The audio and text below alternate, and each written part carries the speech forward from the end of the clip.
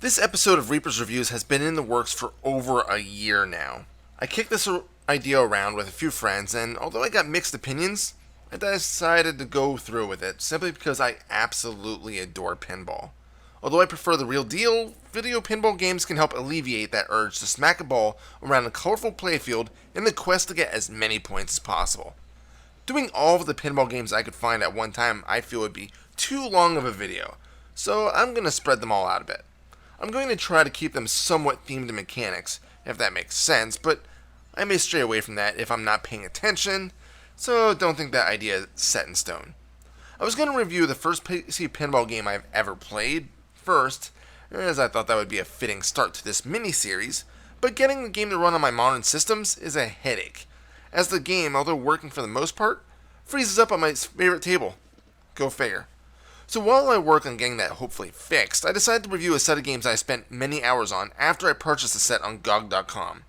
Pinball Dreams, Pinball Dreams 2, Pinball Fantasies, Pinball Mania, and Pinball Illusions. Obtained on GOG for I think it was $10 when I first heard of this service about 6 years ago. 20 tables for $10? Count me in! The set was known as the Pinball Gold Pack, and at first contained what it was advertised as 4 games. But lately it's just 3, as it combines the 2 Dreams games into Deluxe Pack, and Pinball Fantasies also includes Pinball Mania, selectable in a menu after loading the game. But enough of how the games are sold. How do they play? Well, nowadays they can be a bit hit or miss, depending on what table and what game you play. I'm going to start first with Pinball Dreams, which, of course, was the first game I attempted in the group. At first I thought it was fun, but after playing more modern video pinball games, I can definitely see a few problems with the game that makes it slightly less enjoyable. Before you even get into the game, you got a menu. Again, with a more modern update to the Dreams games, you get a total of 8 total tables. But before this update, you had 4 to choose from the original game. Ignition, Steel Wheel, Beatbox, and Nightmare. Ignition is a table based on trying to explore the galaxy, as you blast off, trying to get to different planets to aim for that high score. In Steel Wheel, you're building a train to get passengers to various locations. I found this to be the easiest table to attempt, mostly because the design of the table, as in the placements of the ramps, makes it simple to get the ball looping around them, amassing points quickly. Beatbox, on the other hand, is my least favorite table. It has a lot of ramps and a jumble at the top of the playfield, but I never could get the hang of this one, and found that my ball gets strained far too easily. And lastly, we have Nightmare, a table that is themed in horror elements, complete with a creepy clock and of course plenty of screams. The graphics of each table are relatively well done for the time. From what I've read from other articles, mainly one featured on Hardcore Gaming 101 that featured all the developers' pinball games, the Dreams games, and pretty much every other game that I'm reviewing today, were originally Amiga games. Well, I don't have any experience with Amiga computers, so I can only speak about the DOS-based ones. But yeah, each table definitely has their own feel to it, and there's absolutely no mistaking which table you're playing on. The only quirk to the graphics that I cannot stand is the score display. It tries to go for an LCD display, but to me, the colors are different enough to make the proper digits stand out. Due to this, the score can be very difficult to see, but even worse, when the action is heavy and a message appears on this display, it's way too easy to miss it and not see what it said.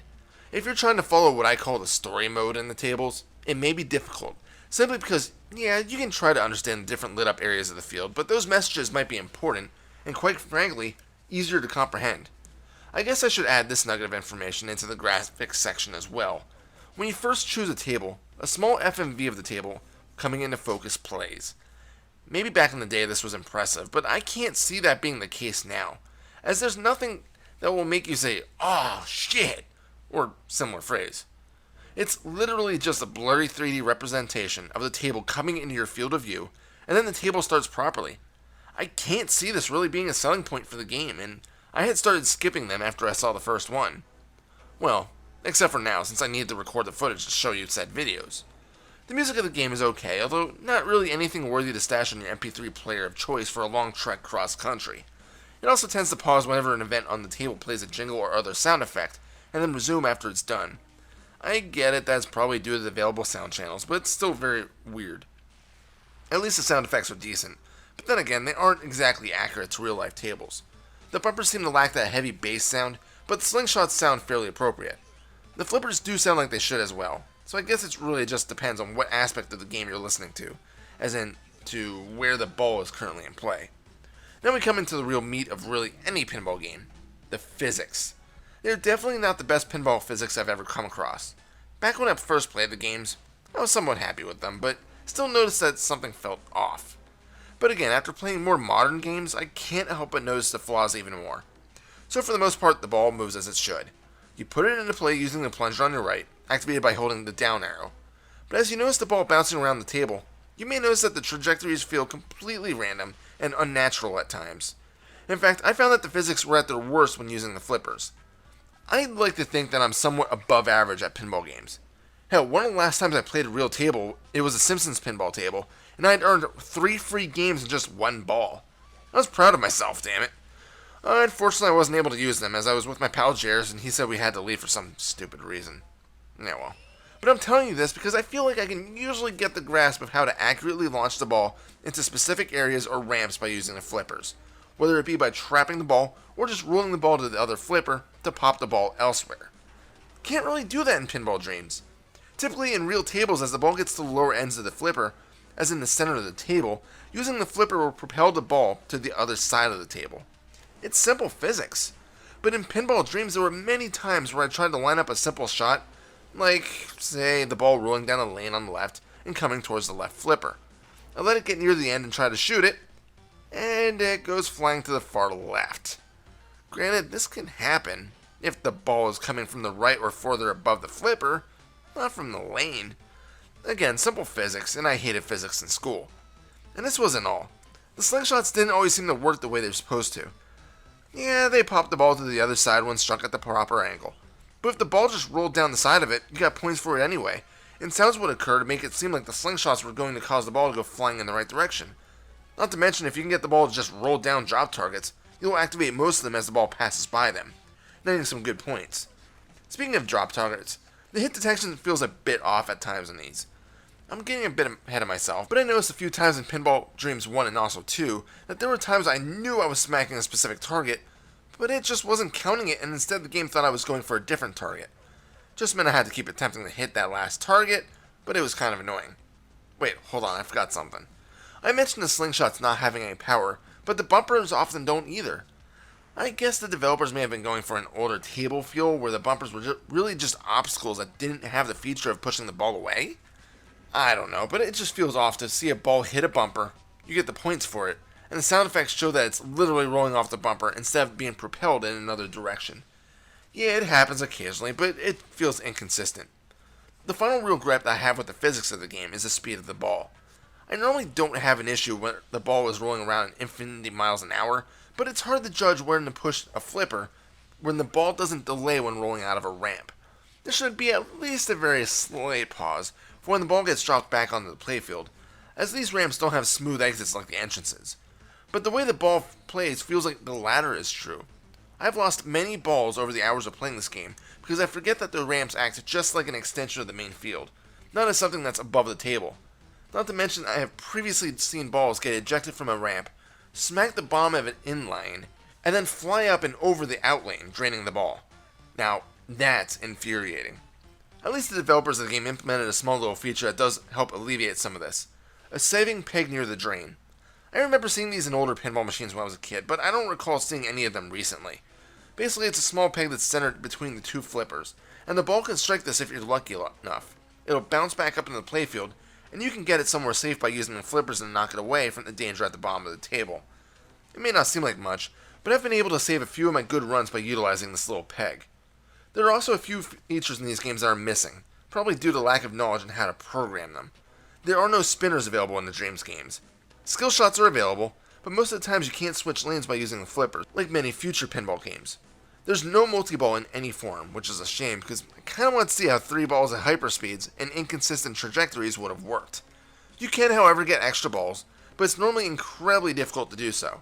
There are also plenty of ways to score after ball bonuses, so that's also something I keep a lookout for. There's not much to talk about for the sequel, Pinball Dreams 2.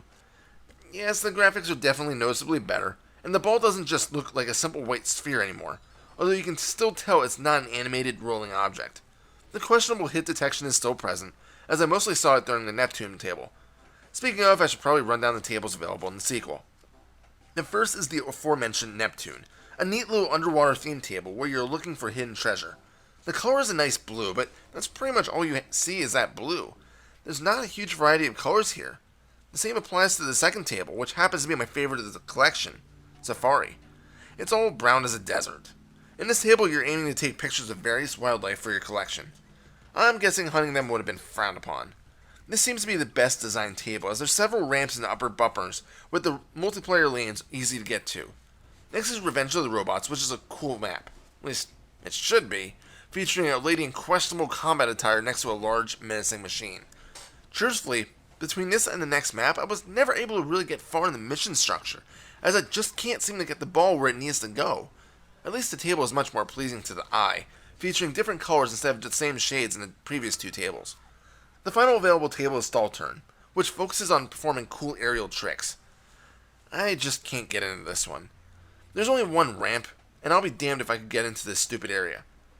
It typically lasted about 2 minutes on this table before I get bored. I will say that with Pinball Dreams 2, the tables are typically much better designed though. The physics do feel at least a little bit better, with gravity almost feeling normal in regards to ball speeds and ramp mechanics. But as I said, the targets you can hit feel a bit shoddy with the hit detection. One extra feature the Pinball Dreams Deluxe Pack gives you is a history option. When you go in here, you actually view some minor details on various real-world pinball tables, and it's surprising to see how many they crammed in here. Sadly, most of the time you can't view the actual table, but only the advertising flyer, but it's still pretty damn cool to read through this stuff if you're a pinball nerd like myself. So, those are the Dreams games.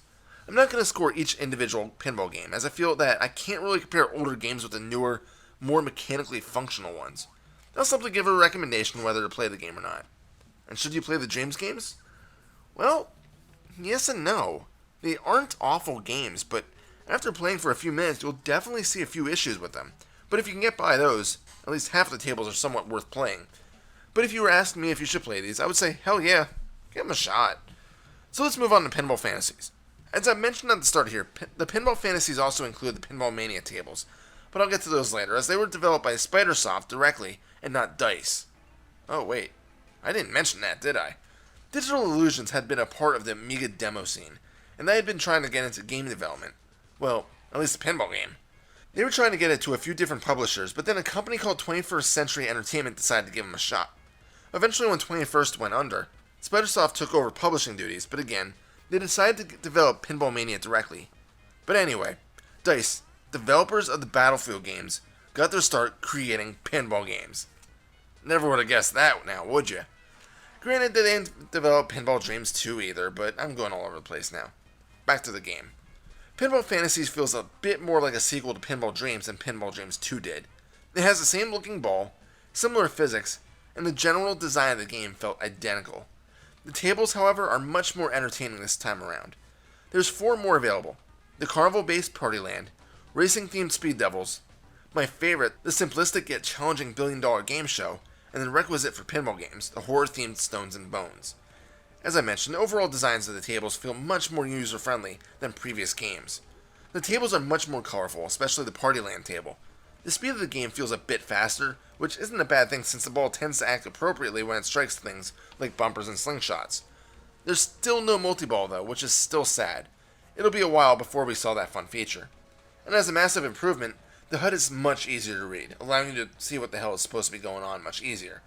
Speaking of the HUD, there's an interesting addition to the game that, at first, I never really understood the point of. The in-game number match. You know the one. When playing a lot of the more modernized pinball cabinets, after you lose all your balls, you get that fancy animation where it takes the last digit or 2 of your score, and you have that 10% chance of matching it with the random number that appears. And if it does, free game. Well, maybe I just never had a match in Pinball Fantasies, but allegedly if it does match, the game gives you an extra ball for one last chance at improving your score. Interesting concept, considering that most of the times these extra games save you a few quarters, and since these games are all digital, no quarters are necessary. And that's good because I found these games to be kind of hard. The safe peg returns, helping only slightly, but I tend to either have a really good run or a quick 3 and out in a few minutes on these tables. That's not to say that they're bad, because they are most definitely not. The Speed Devil is my least favorite, but it's still fun to try and run a bunch of consecutive loops in the upper field before it drops down to the lower flippers. Which reminds me, this is I believe the first game in the Pinball Gold Pack that includes flippers in the upper areas of the table in addition to the standardized lower ones. This makes for some interesting shot placements on ramps and other targets, and skill shots are much more inventive this time around. Hell, on the Partyland table, you can immediately shoot the ball into one of the several ramps right from the opening shot from the plunger. On the $1 Billion Game Show and Stones and Bones tables, there are also areas to the far left where the ball can land in specific situations. There's not a plunger over here, and both automatically kick the ball back into play when the event is shown, but it's still a neat new feature. Also, the Stones and Bones table even has a kickback function on the left side. It's surprising to see it took this long for a kickback to appear, but maybe when the game was being developed it wasn't a common thing to be seen in real tables. I'm not entirely sure. The graphics are, for the most part, a bit improved over the previous games, being Pinball Dreams. As mentioned a few times now, Partyland is colorful and really displays an accurate portrayal of a carnival-themed pinball game. The Stones and Bones is a dark, creepy, and again, fitting. Speed Devils is just as good, with lots of metal-like colors to help depict the automobile visage. $1 Billion Game Show, even though it's my favorite table mechanically speaking, is the weakest in the design, with being just a bland shade of blue and yellow and the massive host taking up the entire center of the table. At least there's a cool display under the host to show all the cool prizes you can win, which obviously give you a variety of points. I don't know why this is my favorite table, but I just seem to do the best on it. And a few years back, I was so freaking close on hitting that $1 billion prize. One day. The music of the different tables are fairly well done. Again, I go back to Partyland. Am I sure this isn't the favorite table of the bunch? It's cheery and has amusing sound effects to go with it. Stones and Bones has a darker tone to set the mood. Speed Devil, Same with $1 Billion Game Show. As much as I love that table, I just wish I had better music. And I think that's all I have for Pinball Fantasies. Overall, it's a much better set of tables where the physics feel a bit more realistic, and the designs of each table are much more enjoyable and fair than the previous game. I definitely recommend this set. And now we move on to the next 4 tables, bundled into Pinball Mania. And truthfully, I feel like the tables took a step back here. As I said, DICE had nothing to do with these tables, and the 4 new ones, Tarantula, Jailbreak, Kickoff, and Jackpot, were all published as well as developed by Spidersoft. Just as they did with Pinball Dreams 2, the graphics are a huge improvement over Pinball Fantasies, yet the designs of the tables just feel lacking.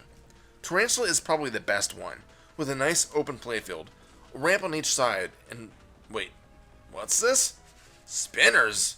Yep, we got a new feature here. Spinners were essentially introduced into these sets of games, which isn't something that I saw in previous outings of the quote-unquote series.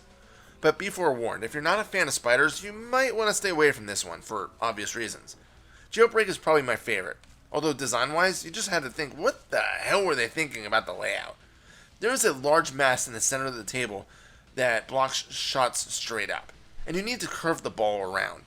And then the fact that the upper flippers are reversed, meaning that the right control activates the left flipper and vice versa, and this table is going to take some practice. It's based on putting criminals into jail, and you get to choose whether they are guilty or not by hitting the appropriate target underneath the judge. There are also several ramps that can be targeted. Once you get the hang of it, this table can be a lot of fun. Next up is Kickoff, which is what I would consider to be my least favorite table in the entire Gold Pack. It's divided into 2 playfields, and the theme is a soccer game, or football if you're across the pond. The thing is, as I'll explain in a bit, the sound and music is freaking awful, and I can never really get anything accomplished in the upper area. Finally, we have Jackpot, which isn't a bad table, but I feel it could have been polished a bit in the design. It's clearly made with the casino layout in mind, but everything just feels too separated, if that makes sense. It's cool that you can play a higher or lower, or roulette though, and you can switch your roulette color by going up a small ramp. I just wish this table was in a different game. And why am I hating this game so much? Well, the speed of it is just off. Everything feels way too fast, and it's sometimes hard to properly track the ball. The worst is when the ball smacks the slingshots, as that it's like they're on crack, throwing the ball all over the place. Speaking of, the slingshots have a weird stubby-like design to them. They just don't look natural. I think they're also slanted upwards too much. Usually there's a steeper slant to them to prevent them from flinging the ball up too far, but in this game, they're at a 45-degree angle, so it's very common for the slingshots to throw the ball into the opposite outlanes, causing an inevitable drain. Not to mention the speed also feels consistent. There were times where the ball was rolling down in lane and then suddenly speeds up unnaturally for no reason whatsoever. I can do fast games. I have no problem struggling to keep up in my old age to track a small steel ball. But when the ball's speed has a freaking mind of its own, that's where I draw the line. At least the flippers feel right though. When you hit the ball, it goes where you expect it to. Unless of course the speed makes the ball go flying further than you would have liked. But that kind of thing is going to happen in this game, and it's not the flipper's fault. Targets also feel like they activate correctly. The spinners also feel authentic, with proper animation rotating them as they should. Very nice. The music is a mixed bag.